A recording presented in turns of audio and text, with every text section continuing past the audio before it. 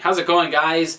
Coming at you with the unveiling video here with the Project SPR 2.0 rifle. We are done. I was going to do like a series of videos showing you the progress of me putting it together, but you know, I realized that on YouTube there's just a ton of videos showing step-by-step instructions on how to put an AR-15 together, and so I just figured that YouTube didn't need just one more video series on that. And so I got a wild hair one night, got all the parts together, and I was up till almost 2 o'clock in the morning just putting it together, and I think it turned out really awesome. So I really wanted to just put it in front of the camera and kind of just go over kind of some of the things that we put into the rifle and show you kind of what it looks like. But as you can see, I got my little pointer right here, and we're just going to kind of use this as we go through so I can point a couple things out, so I don't have to get my fat arms in the in frame here. But as you can see, we did end up going with the Noveske barrel. I know a lot of you guys predicted that that's what I'd go with, but you know, really it was sixes between the Wilson Combat barrel and the Noveske barrel. I mean, it was a really tough decision. They were both such nice barrels that it was just kind of one of those things. But you know, when I ended up painting the rifle, and the color, it's really not coming out on camera, I don't think, but the color is a dark bronze. It's for those of you guys that are interested, it's a Cerakote job, and it's 60% burnt bronze with 40% graphite black. So it ended up turning out a little darker than I wanted it to, but I still think it looks awesome. And I know that the camera's not picking up the contrasts as well, but when we get out and take it out in the sunlight and do some shooting with it, you guys will really see the paint job on this thing. I think it's awesome. It's kind of looks classic. But when I got it back from the painters, I put both barrels in the handguard just to see which one looked best with the color, and really honestly, that matte finish from the Noveske just fit the rifle better.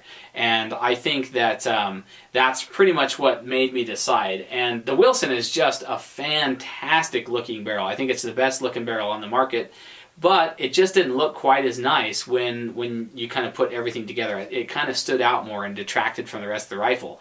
So I decided to go with the matte Noveske on it. So hopefully it shoots real nice. I'm keeping that Wilson Combat around. I'm probably going to end up putting it into another build just because it is such an awesome barrel. I just don't think I can pass it up. So, but anyway, I figured let's go from the buttstock forward, and we'll show you kind of what components are in it here.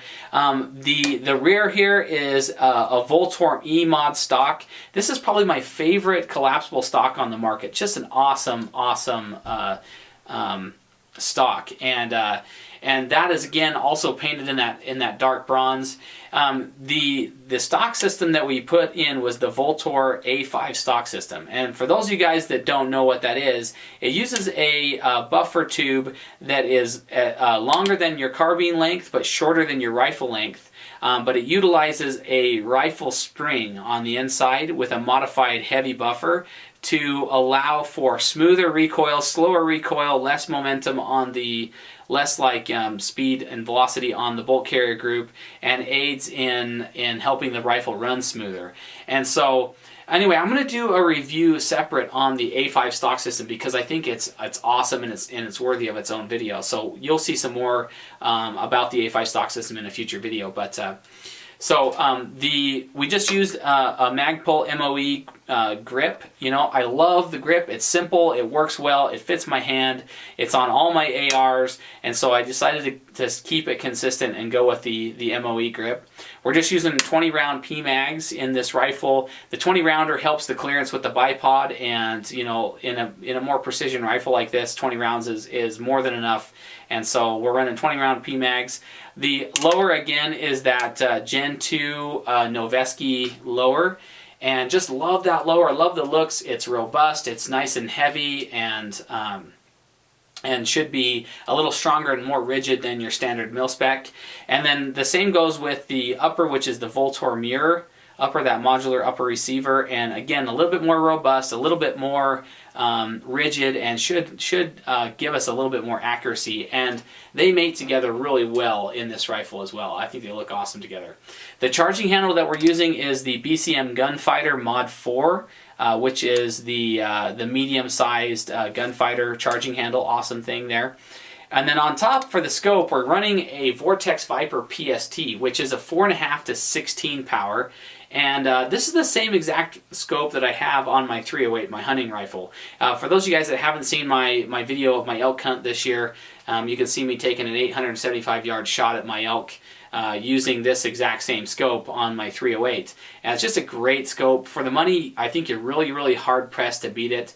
And so that's why I decided to go with this one on the SPR as well. So it is sitting on top of the Vortex labeled ADM mount. So this is by ADM Manufacturing. It's a great 2-inch cantilever mount with quick detach. Just a fantastic scope mount. You'll see a review of this because we're going to show you actually how well the quick detach and how well it retains zero and stuff. So I'm going to be doing a future video on that as well. But anyway, just an awesome scope and mount combination. Should be real rigid and should hold up to some accuracy tests. So going back here to the lower receiver, the parts kit that we used inside was actually a Palmetto State Armory lower parts kit that came without a trigger or a fire control group, because we had a trigger already, and that is the 2-stage match from Rock River. And we're also using a K&S Precision anti-roll pin set as well there for that. So just to help retain reliability and help preserve the lower a bit more too. So the handguard that we're running up front is again that Midwest Industries SSM M-Lock rail. It's a 15-inch rail, and I think it looks awesome with that 18-inch barrel. I think it really looks nice, and I think it's really the best looking. Me personally, I think it's probably one of the best looking handguards on the market, I think. So the bipod that we're running is the Harris bipod. It's a 9 to 16, and it's the lightweight with the swivel. And then the adapter is a YHM adapter that adapts to Picatinny rail right there, and that's how it's attached to the rifle. Up front, we have the Griffin Armament Flash Comp.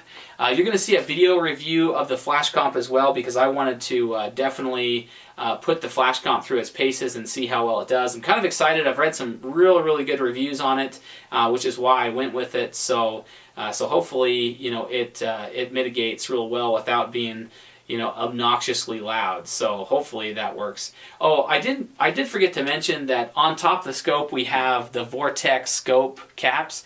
Instead of running Butler Creek this time, I'm running the Vortex to see how well they hold up, because I just keep breaking the rear scope caps off of my scopes with Butler Creek, and so I decided to give Vortex a try and see how well they do. But inside the rifle, we're running the Reliable with the balanced bolt carrier group. Just a fantastic piece of tech for the rifle. Just an awesome bolt carrier group.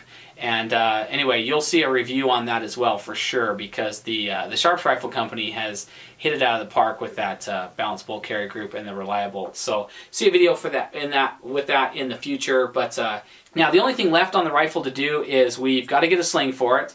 But we've also got to get a set of iron sights on it. Now I do have a set of Troy sights, Troy flip down sights that I could put on here, but I'm kind of toying with the idea of putting some offset sights on it. And so if any of you guys have the hookup or some inside knowledge on what are good for offset sights, let me know. Hit me in the comments down below. But if not, we'll end up probably just putting the Troys on there. They're a great set of sights, so it shouldn't be an issue that way. Yeah, so other than that, it's totally finished. So I'm just excited to get out and stretch its legs and see what the rifle does. Just got done prepping up 75 cases, ready to go for a test load on it. So we're going to be doing some different powder charges and taking it to the range and seeing what the rifle likes. Now I really want to take it out to 1,000 and show you guys kind of what the 5.56 is capable of. And that 75 grain match from Hornady is a super slick bullet and shouldn't have a hard time getting out to 1,000. Wind is really always the concern with a bullet that's that's as light as the 5.56. And hopefully it's just an accurate rifle. So, but anyway, guys, if you have any questions about any of the components that went into the rifle, feel free to hit me up in the comments section down below for sure. Anyway, so that's just a quick unveiling of the SPR, and if you guys are interested, hit up the subscription button for more footage of this rifle in the very near future. But anyway, guys, as always, thanks very, very much for watching, and we'll catch you guys in the next video. See ya.